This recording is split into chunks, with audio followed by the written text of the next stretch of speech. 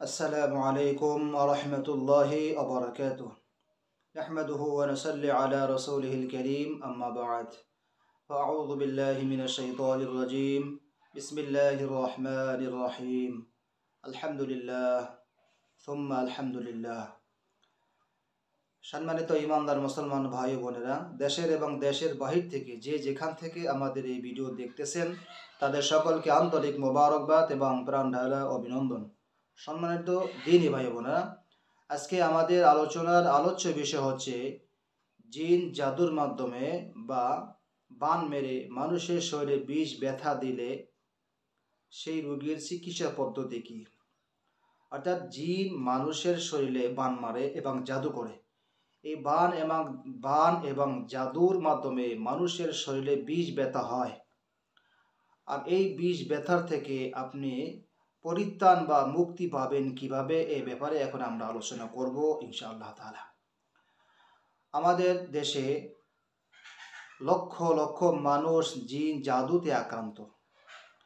আর এই জিনগুলো বিশেষ করে মানুষের শরীরে বান মারে বা জাদু করে। বান এটা হচ্ছে বাংলা শব্দ, অর্থ হচ্ছে গিট। আরবিতে বলা হয় সেহের, উর্দুতে বলা হয় টোনা, ফার্সিতে বলা হয় জাদু, ইংরেজিতে বলা হয় ব্ল্যাক ম্যাজিক। তো জিন ব্ল্যাক ম্যাজিক করতে পারে, জাদু করতে পারে, সেহের করতে পারে, বান মারতে পারে। সবগুলো একই অর্থ। এক এক ভাষায় এক একটা বোঝানো হয়েছে। তো এই জিনগুলো মানুষকে জাদু করতে পারে বা বান মারতে পারে।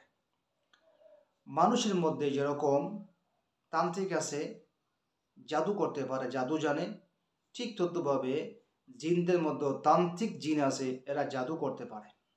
উদাহরণস্বরূপ, মানুষের মধ্যে যেই মানুষটা নিজের নাম লিখতে না পারে, দস্তখত করতে না পারে, সেই মানুষটা কিন্তু সূরা ফাতিহা জানে, আলহামদুলিল্লাহ সূরা পড়তে পারে বা মুখস্থ আছে। ঠিক তদ্রুপভাবে যেই জিনটা অজ্ঞ মূর্খ, লেখাপড়া জানে না, নিজের নাম লিখতেও পারে না, যেই জিন নিজের দস্তখত করতে পারে না, নিজের নামটা লিখতে পারে না, সে কিন্তু জাদু করতে পারে, সে তার জাদু জানে। সুতরাং প্রত্যেকটা জিন জাদু জানে, কম আর বেশি। তো এই জিন মানুষকে জাদু করে, কাবু করে, দুর্বল করে, কষ্ট দেয়। যত জাদু আছে এবং বান আছে, এদের মধ্যে একটা বান মারে ওরা, মানুষের শরীরে বিষ ব্যথা দেয়। এটা জাদুর মাধ্যমে দিতে পারে এবং সরাসরি ভিন্ন পদ্ধতিতে ওরা শরীরে প্রবেশ করে বিভিন্ন কায়দায়, বিভিন্ন কৌশলে ওরা বিষ ব্যথা দিতে পারে। তাহলে এই জিনগুলো যদি কোনো মানুষকে বিষ ব্যথা দেয় জাদুর মাধ্যমে, সেই মানুষটির জীবন থেকে শান্তি নামক পাখিটা চলে যায়, তার জীবনে কোনো শান্তি থাকে না। আর এই রুগীটাকে জিন যেই মানুষটিকে জাদু করে বা বান মারে, সেই মানুষটিকে যখন ডাক্তারি পরীক্ষা নিরীক্ষা করানো হয়, তো পরীক্ষা করালে রিপোর্টগুলো নর্মাল আসে, কোনো রোগ পাওয়া যায় না। ওষুধ দেয়, দামি দামি পাওয়ারি ওষুধ খায়, ওষুধ খেলেও রোগ সারে না, বরঞ্চ জ্বালাপোড়া বিষ ব্যথা আরও বেড়ে যায়। সুতরাং এই সমস্ত রোগীরা এমন একটা অবস্থায় তারা জীবনযাপন করে, না বাঁচার মতো বাঁচতে পারে, না মরার মতো মরতে পারে। সুম্মা লা ইয়ামুতু ফিহা ওয়ালা ইয়াহইয়া, তারা বাঁচার মতো বাঁচতেও পারে না, মরার মতো মরতেও পারে না। সুতরাং এই সমস্ত ভাই বোন যারা এই সমস্ত বিষ ব্যথায় জিনের জাদু এবং জিনে যে বান মারে, এই জিনের বানে এবং জাদুতে আক্রান্ত হয়ে যারা দীর্ঘদিন কষ্ট করতেছেন, তাদের জন্য এই ভিডিওটা অত্যন্ত গুরুত্বপূর্ণ এবং অত্যন্ত প্রয়োজন। সুতরাং ভিডিওটা শুরু থেকে শেষ পর্যন্ত শুনতে থাকি, অনেক ফায়দা হবে ইনশাআল্লাহ। তাহলে আসুন আমরা এখন মূল আলোচনায় চলে যাই। যদি এরকম সমস্যা হয়, এক নম্বরে আমরা আলোচনা করব এটা কোন কোয়ালিটির জিন, কোন জিন এই জাদু করে বা বান মারে। তারপরে আমরা আলোচনা করব যে এর থেকে আমাদের পরিত্রাণ বা মুক্তির উপায় কী। তাহলে আসুন আমরা প্রথমে আলোচনা করি এই জিনগুলো চালান জিন হতে পারে, আশিক জিন হতে পারে।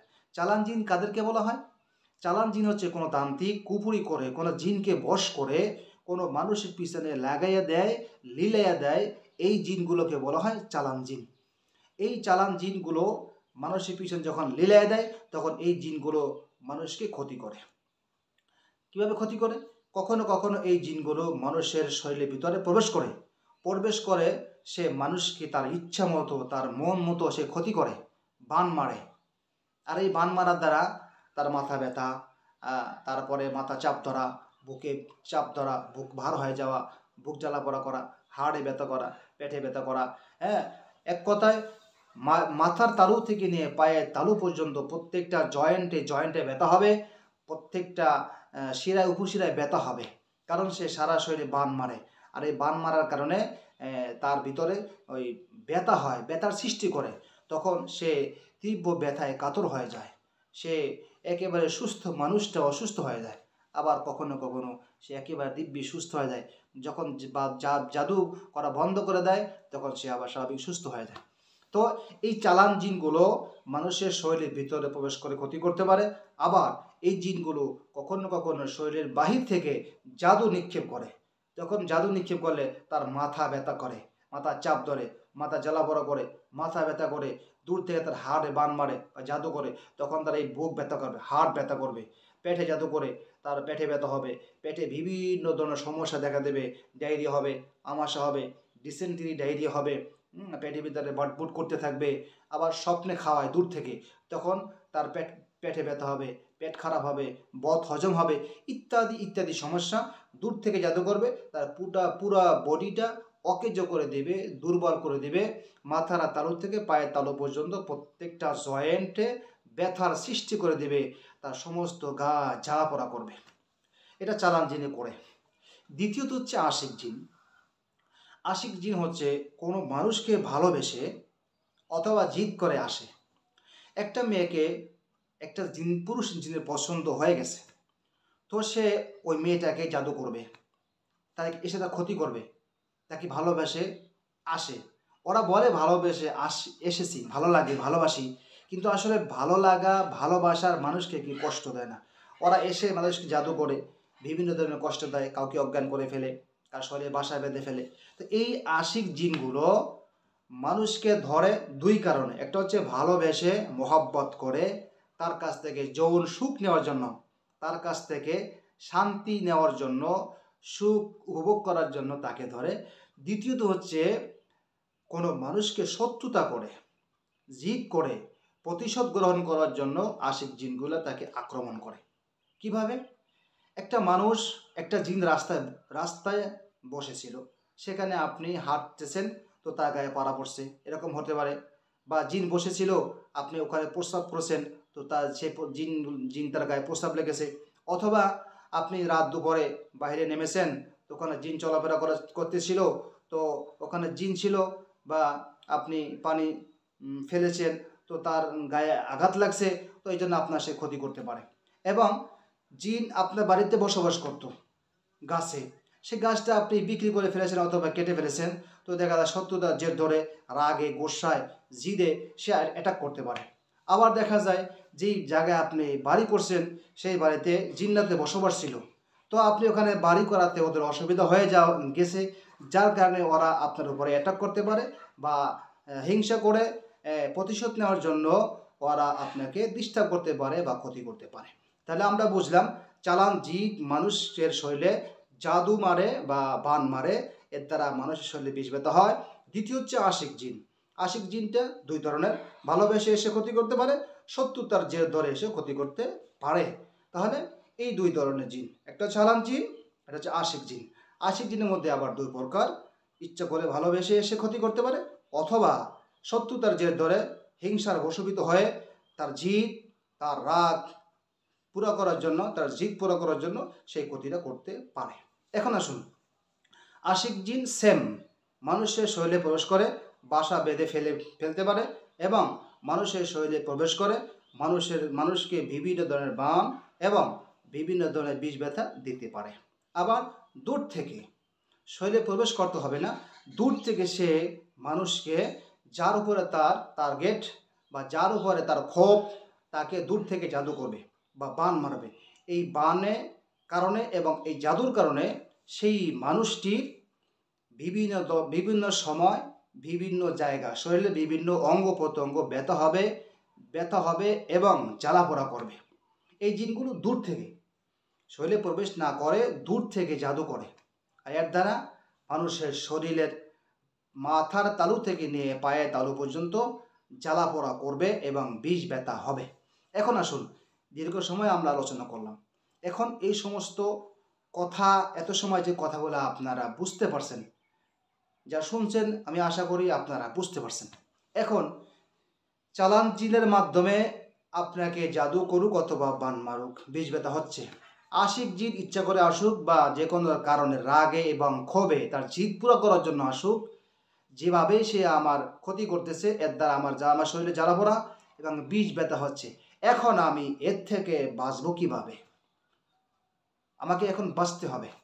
এখন এক্ষেত্রে আপনাকে বাঁচতে হলে, যেহেতু চালান জিন অথবা আশিক জিন যদি শরীরের ভিতরে প্রবেশ করে, চালান জিনগুলো কুপুরি করে শরীরের ভিতরে আটকে দেয় বা বেঁধে দেয়, তখন ওই জিনগুলো কুপুরি কেটে শরীর থেকে বের করতে হয়, এটা আপনি পারবেন না।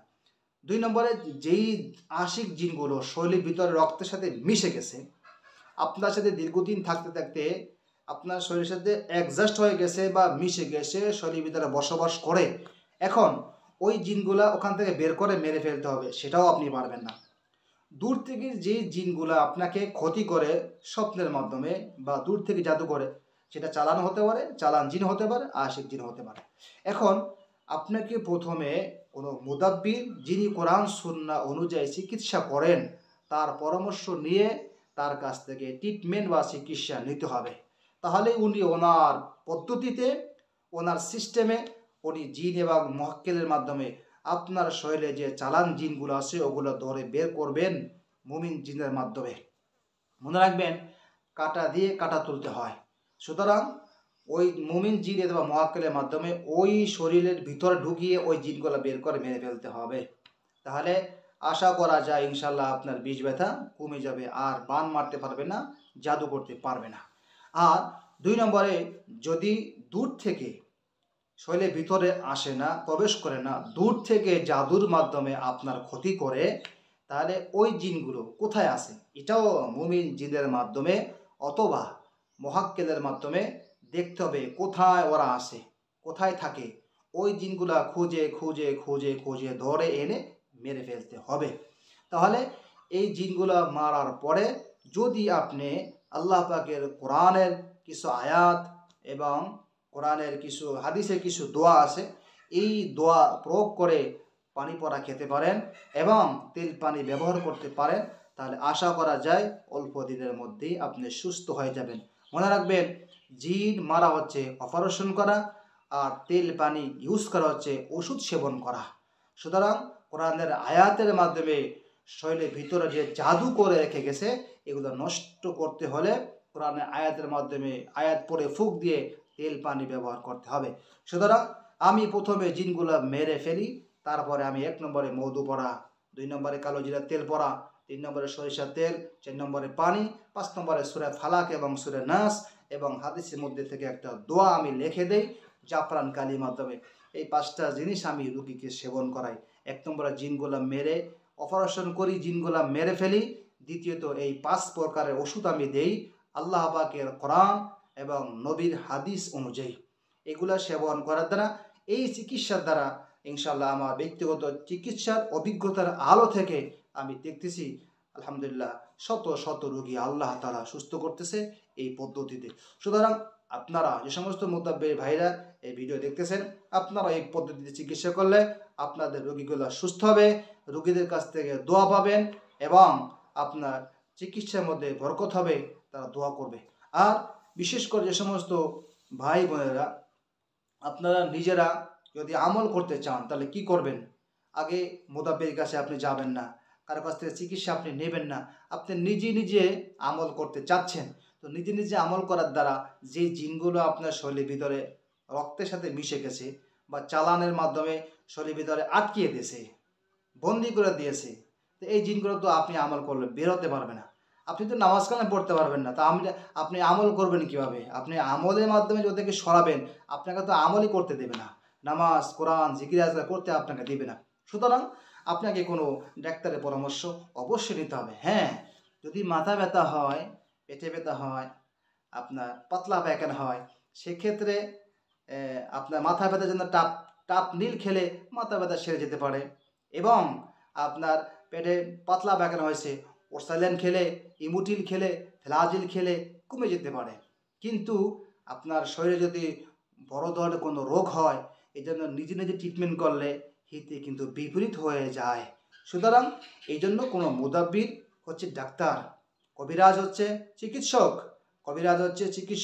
মুদাব্বির হচ্ছে চিকিৎসক। এই জন্য সুন্নত হিসাবে তাদের পরামর্শ নিলে আপনি সুস্থ হয়ে যাবেন ইনশাল্লাহ।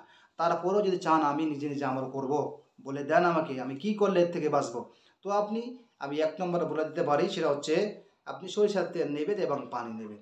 সরিষার তেলের মধ্যে সূরা দুরূদ ইব্রাহিম 3 বার পরে পানিতে এবং তেলে ফু দিবেন। সূরাতুল ফাতিহা 7 বার পরে 7টা ফু দিবেন। আয়াতুল কুরসি 7 বার পরে 7টা ফু দিবেন। এরপরে সূরা কাফিরুন 7 বার 7 ফু, সূরা ইখলাস 7 বার 7 ফু, সূরা ফালাক 7 বার 7 ফু, সূরা নাস 7 বার 7 ফু, এরপরে দুরূদ ইব্রাহিম 3 বার 3 ফু।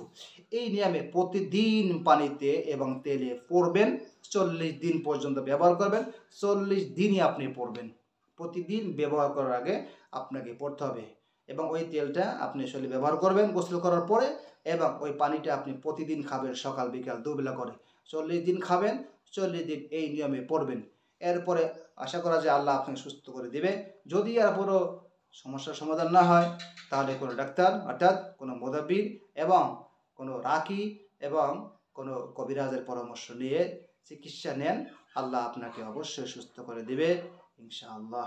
আজ এ পর্যন্তই, অনেক কথা হয়ে গেল। কথার মধ্যে কোথাও কোনো রকম ভুল ত্রুটি হয়ে থাকলে ক্ষমা সুন্দর দৃষ্টিতে দেখবেন। আসসালামু আলাইকুম ওয়া রাহমাতুল্লাহি ওয়া বারাকাতুহু।